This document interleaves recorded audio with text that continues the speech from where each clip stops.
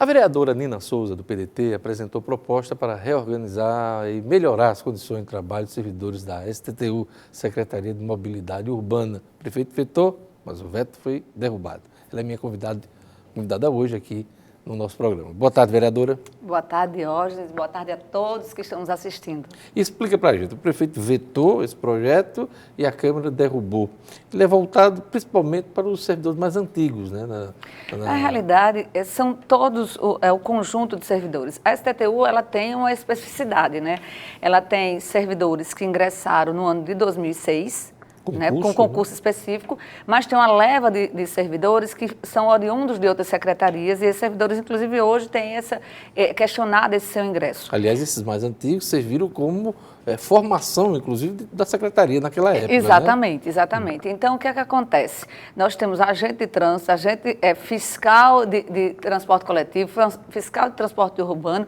Então, na realidade, se quer que se coloque uma nomenclatura só, já que as atribuições elas são únicas, seria o agente de mobilidade. Né? Além disso, a lei traz coisas elementares, Diógenes, que os agentes tenham o direito de conhecer suas escalas, né? Onde vão trabalhar, porque isso, às vezes, é colocado em cima da hora, eles precisam se organizar. A gente pede também que eles trabalhem em dupla, já que a atividade deles é uma atividade de risco. A quantidade de agentes que são ameaçados, inclusive as agentes mulheres, elas passam por várias questões assim, preocupantes. E aí, exemplo, por exemplo, de policiais militares trabalharem em dupla, aquela dupla Cosme e Damião, né? Exatamente, né? Então, são atividades básicas de reestruturação. Outra coisa que a gente pede é que se tem a questão do motorista, usam ainda a nomenclatura motorista, que passa para condutor, porque se você for condutor, pela lei que foi aprovada em novembro de 2013, você teria direito a uma gratificação, mas a gente pede também que essa gratificação ela seja alterada para um adicional. Então, são questões que esses profissionais, o conjunto todo, perto de 900 pessoas, elas têm o direito de ter a sua carreira organizada. Você falou em gratificação, e aí é importante que se diga que o projeto também tem seu impacto financeiro, econômico, né? Na realidade é ínfimo, né? Porque na realidade a gente está querendo, organizando a tecnias que houve na legislação de 2013. Porque as normas elas são construídas e muitas vezes não fica clara. A interpretação é subjetiva. Então, às vezes, o gestor da pasta, quando ele quer dar, ele interpreta de uma forma. Quando ele não quer dar, interpreta de outra. E termina várias vezes esse litígio na justiça. Então, a gente quer deixar isso de forma mais transparente, garantir esses servidores que o direito deles é muito, muito ruim.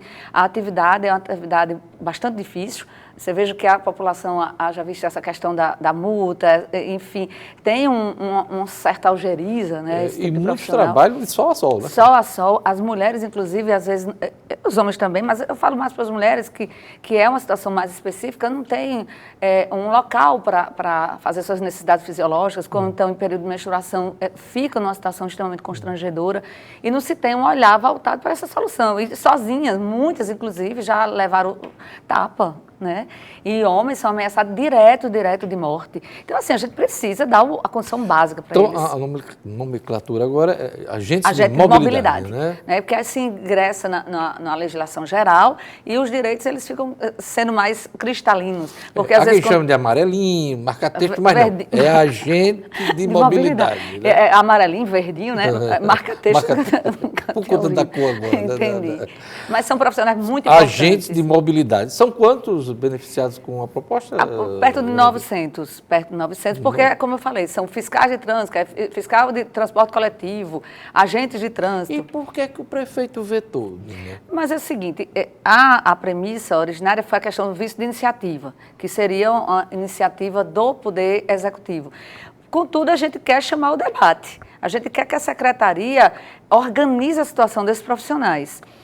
Você tem ideia, eu citei aqui no início da nossa conversa, que existe uma gama de mais de 100 profissionais que hoje têm a sua situação jurídica muito fragilizada, que são esses que já estão há mais de 20 anos, oriundos de outras secretarias, e o governo até agora não resolveu. Né? E a gente precisa... De certa forma, o projeto cujo veto foi derrubado, ele não define, essa discussão ainda vai começar, né? As discussões, na realidade, com relação à norma que foi posta na lei, sim, que teria que ser aplicada, a não ser que eles decidam por um ADIM. que é prerrogativa deles também. Contudo, a gente traz o feito, a ordem, vamos dizer assim, para que o governo diga, pô, está acontecendo isso? Porque muitas coisas, Álvaro, ele é bem interessante, ele está se apresentando no intuito de resolver as coisas, né? Só que existe um conjunto enorme de celeumas a serem resolvidas. Então, quando a gente fala no veto, o veto, muitas vezes, o prefeito ele não analisa o cerne do veto, porque isso vem para a procuradoria e é uma análise mais jurídica. Técnica. Né? Exato. Então, pode ser que agora, ele sabendo que as atecnias são as que eu coloquei aqui, coisas simples dele fazer com ato discricionário, ele mesmo pega e se negocia com a categoria e se resolva. Em algum momento, você chegou a sentar com o prefeito, numa reunião, para explicar cada ponto do projeto? A gente não teve, infelizmente, essa oportunidade. Não por falta, e aí eu não estou falando isso porque sou vereadora de bancada, eu gosto muito de justiça. Ele está muito envolvido nas atividades. A princípio, essa questão das viagens para conseguir recurso para as obras de infraestrutura de Natal, e agora muito imbuído na questão do plano diretor. Então, não está tendo essa agenda. Né? Então, e isso realmente é uma demanda para a secretária chamar para si. Não se dá nenhuma pasta, ela caminha bem, sem que tenha os servidores numa situação favorável. E os servidores da STTU são grandes, várias celeumas, muitas reclamações. Outra secretaria da prefeitura tem uma situação similar à STTU? A gente vê, sim, a gente vê a Secretaria de Obras, que tem um conjunto, inclusive um conjunto bem menor, de 20 servidores.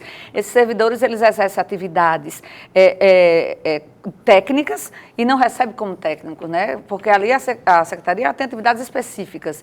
Então, eles não têm essa gratificação e eles estão aí na iminência de se aposentar com salário inferior, inclusive aos da CEMURB, que eles estão numa situação um pouquinho melhor, que é direito então, deles. Outros grupos de servidores terão que passar por uma reorganização. Essas reclamações a gente vê, infelizmente, em várias categorias. E né? com certeza, depois desse projeto, muita coisa chega para o seu gabinete, né? Exatamente, chega, né? A gente está sempre querendo ouvir, né? Tá de parabéns você e todos os agentes de mobilidade que passam a ter um pouco mais de segurança a partir desse chamamento, né, à ordem. E né? é uma categoria muito organizada, muita gente qualificada nessa categoria, muita gente graduada, né? E eles querem apenas serem ouvidos. Plano diretor de Natal. Ontem teve sessão extraordinária, o prefeito foi lá falar da expectativa que ele tem. Agora, essa semana mesmo, entrevistando aqui o líder do prefeito, Kleber Fernandes, ele me dizia que a revisão só chega no início de novembro, quase no final do ano, Nina. Infelizmente, demoraram muito, né, para iniciar esse processo. E as oficinas estão ocorrendo, né, as audiências também, o prefeito está indo em vários segmentos e tentando mostrar a importância dessas reestruturações, dessa revisão, mostrando a transparência como o plano está sendo discutido. Ontem foi apresentado dos dados que se tem do outro plano para agora, nesse interregno de 12 anos, o número dobrou de pessoas participando. E eu digo muito assim, além dessa força-tarefa que o governo está fazendo, eu acho que a mídia de Natal está de parabéns, a mídia do Rio Grande do Norte, né?